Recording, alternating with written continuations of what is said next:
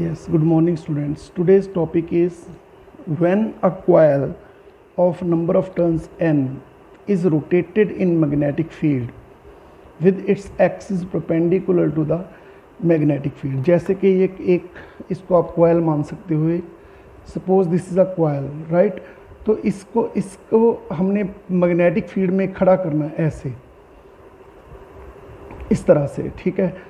तो मान लो magnetic field इसमें इधर से आ रहा है, इधर से या इधर से आ रहा है, परपेंडिकुलर टू इट्स सरफेस। तो जैसे जैसे अब देखो ऐसे कॉइल पड़ी है और मैग्नेटिक फील्ड जो है इसके परपेंडिकुलर आ रहा है, ठीक है। तो इसके नॉर्मल के साथ जो हमने इस पे परपेंडिकुलर ड्रॉ करना है, इस पे परपेंडिकुलर ऐसे ड्रॉ करोगे या ऐसे ड्रॉ करोगे, तो उसके साथ मैग्नेटिक फील्ड का एंगल बनेगा 0 डिग्री या 180 डिग्री, ठीक है। अगर इसके परपेंडिकुलर ही लाइनें आ रही हैं और नॉर्मल भी इसके परपेंडिकुलर ही होता है, तो दोनों में एंगल है 0 डिग्री और 180 डिग्री। जैसे ये ऐसे रोटेट होगी, ध्यान से समझना, अब इसका नॉर्मल हो गया ऊपर को, इसका नॉर्मल हो गया ऊपर को, लाइंस ऐसे आ रही हैं, तो दोनों में एंगल हो जाएगा बेटा 90 डिग्री।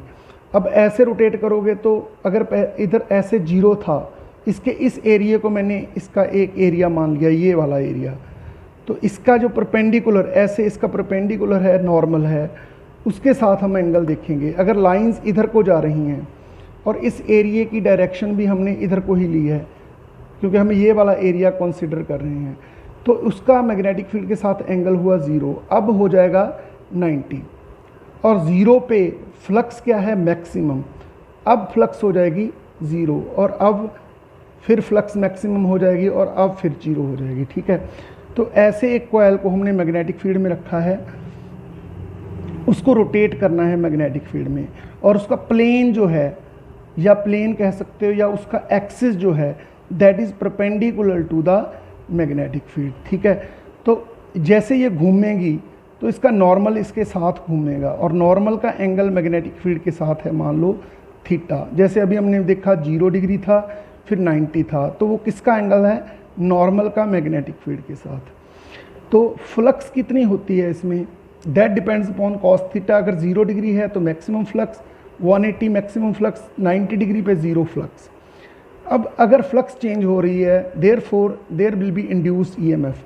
अगर हम ओमेगा एंगुलर स्पीड से उसको रोटेट कर रहे हैं, then omega is equal to theta by t and theta is equal to omega t, then this flux can be written as NBA cos omega t।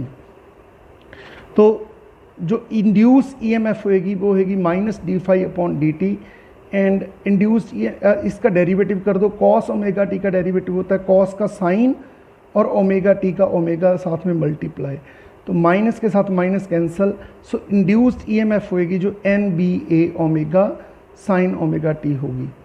तो आप इसमें देखो, अब जब 0 फ्लक्स होती है, मतलब एंगल 0 होता है, तो फ्लक्स होती है मैक्सिमम, बट उस टाइम ईएमएफ क्या होती है, बिकॉज साइन 0 0, तो ईएमएफ क्या होती है तब 0, जब फ्लक्स मैक्सिमम होती है। फ्लक्स का इसका फॉर्मूला देख लो, फ्लक्स के फॉर्मूले में कॉस ओमेगा टी है, इंड्यूस ईएमएफ के फॉर्मूले में साइन ओमेगा टी है। इसका मतलब जब ओमेगा टी 0 होगा तो फ्लक्स तो मैक्सिमम होगी, बट इंड्यूस्ड ईएमएफ साइन 0 0 होगी, और जब फ्लक्स 90 पे 0 हो जाएगी तो इंड्यूस्ड ईएमएफ साइन 91 होता है तो मैक्सिमम होएगी। इसका मतलब जब फ्लक्स मैक्सिमम होती है तो इंड्यूस्ड ईएमएफ 0 होती है, और जब फ्लक्स 0 होती है तो इंड्यूस्ड ईएमएफ मैक्सिमम होती है। तो इसका ग्राफ एक बना के रखा हुआ है कि किस ओरिएंटेशन में इंड्यूस ईएमएफ 0 होगी, किस में मैक्सिमम होगी। तो इसका इंड्यूस ईएमएफ एक साइन वेव बनेगी ऐसे, पहले 0 ईएमएफ, फिर मैक्सिमम हो जाएगी, फिर 0, फिर उल्टी डायरेक्शन में चलेगी, ठीक है।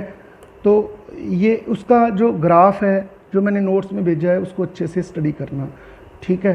तो नेक्स्ट वीडियो में हम पढ़ते हैं एसी जनरेटर।